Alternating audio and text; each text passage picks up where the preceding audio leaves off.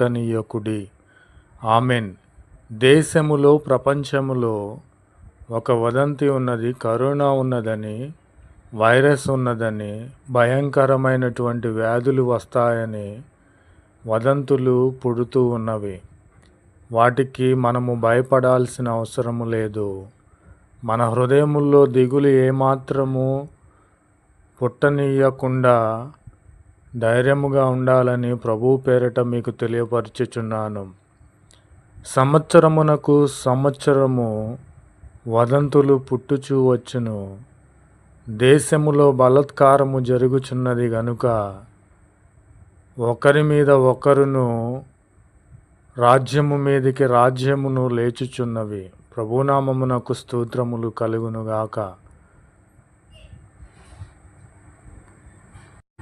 రాబోవు దినములలో అట్టి